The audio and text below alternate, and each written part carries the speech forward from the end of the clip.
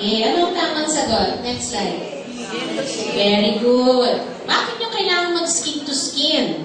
Next slide. A. Sino nagsasabing A? Just for the warmth and the thermal protection. B. D. C. D, ako doktora. D. O, dalawang B. C. All of the above. All of the above. Oh, in doubt. D. Oh, yan. Pag any test, when di mo alam sagot, all of the above. Next slide. All of the above. Okay? So, skin-to-skin contact is not just for the bonding. Okay? It's for thermal protection. It's for ensuring the overall success of breastfeeding. It's for making sure that the babies can breastfeed within the first hour of life. And that leads to the baby's survival. So skin-to-skin is also an intervention to save children's lives. Okay? So there's stimulation of the local immune system. And also, you colonize the baby with the good bacteria from the mother. Yun yung good bacteria na kapag nandun siya sa baby, hindi siya makocolonize ng bad bacteria. Okay? The babies who died of sepsis in hospital ng Makati died of very virulent bacteria like Pseudomonas, Enterobacter. Yun yung nandun sa mga surfaces, sa nurseries, sa delivery room. Okay? Sa mga suction, yun ang tumutubo. Pero kung skin-to-skin mo siya, yung normal flora, normal bacteria on the mother's skin is the one that will colonize the baby para hindi siya madapuan ng virulent bacteria. Next slide. Okay, pag-isipan nyo na. A, yung sa active management of third stage of labor, diba? What is the proper time to clamp and cut the cord? So first, drying, next skin to skin. Who says A? B? C? D? Natututo naman pala kayo. Next slide. All of the above. Usually, 1A and B are for the terms, no? Kasi the time that the cord stops pulsating is between the first and the third minute, no? And I'll share with you our experiences in implementing this, no? And for the pre-terms, mas maaga ng konti, between 30 seconds to 1 minute, which is just the right timing, no? Kasi by this, yung first 1 minute, dinadry niyo pa naman yung baby, di ba? Huwag kayong magmamadaling putulin yung umbilical cord, okay? Yung isa naming nakausap na obstetrician, sabi sa amin, puputulin nila, yun usually yun ang first action eh. Kasi sabi nila, pag nakakat na daw yung umbilical cord, hindi na nila responsibilidad yun. Pasyente na daw yun ng pedya. So sana hindi ganun yung attitude nun at practice dito. Next slide. Why do we have to wait, no, for the proper cord clamping? No? And again, this is an intervention that is free and just entails a change in your behavior, in your practice. Okay? Less anemia in the newborn. Okay? 24 to 48 hours after birth. I want you to think back to Dr. Martha's slide na 53% of the children dying, there's malnutrition. There's nutrition problems underlying each. Okay? Alam niyo ba kung ano ang percentage ng iron deficiency anemia sa Pilipinas sa mga bata? Kung pahuhulain ko kayo, ilang percent? Kung piso, ilang sentimos? Ha? 25 ang hula nyo. It is much higher. It is 60%. Okay? So think of your contribution to the anemia problem in the country.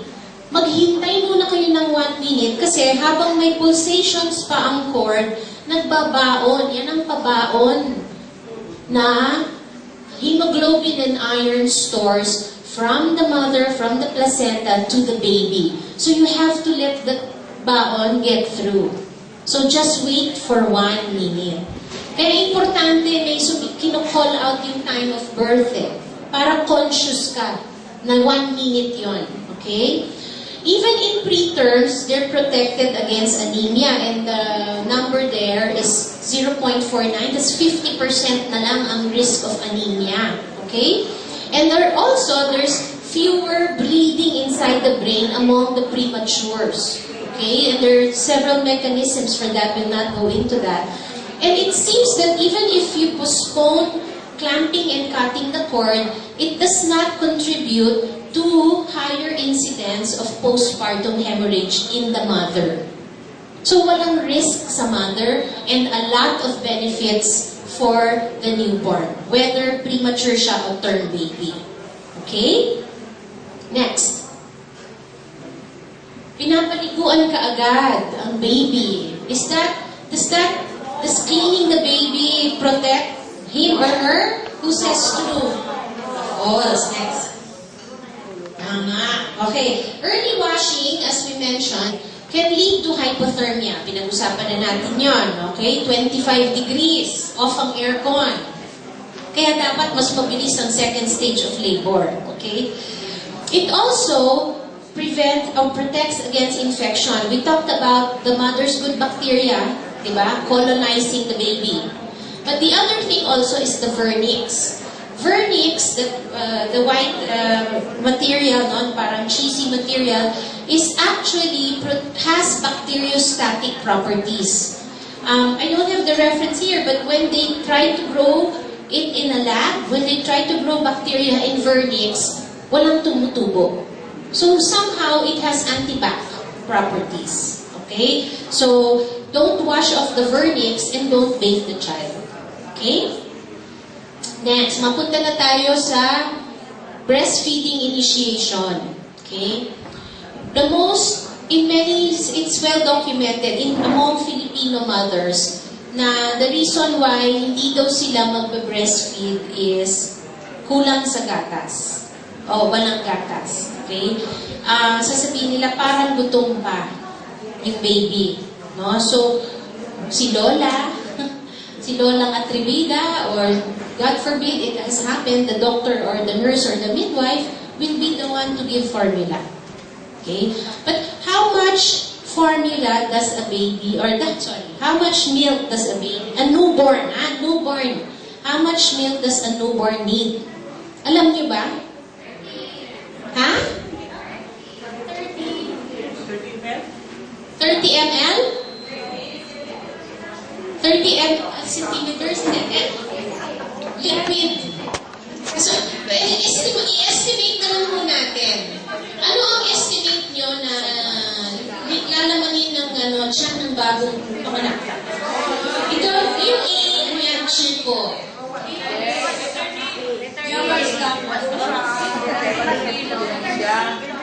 So, lower stomach, ganito lang kalaki. So, 10 to 15 ml. 10 to 15 ml. So, alin dyan ng 10 to 15 ml? D. A muna, A. B. C. Yung kalamansi. D. Yung D. Baby kalamansi yan, ha? Tanim ng mother-in-law ko. Kasi walang maliit Yeah. Next slide. You're right, no? The estimate is about, tama yun, 10 to 15 ml because the gastric capacity is 6 ml per kilo of body weight. So if the baby is 2 kilos, no, times 6, so 12 ml, 10 to 15 ml. Kaya kapilanggot lang yun. Diba? That's like 1 teaspoon. That's the gastric capacity of a newborn. Next slide.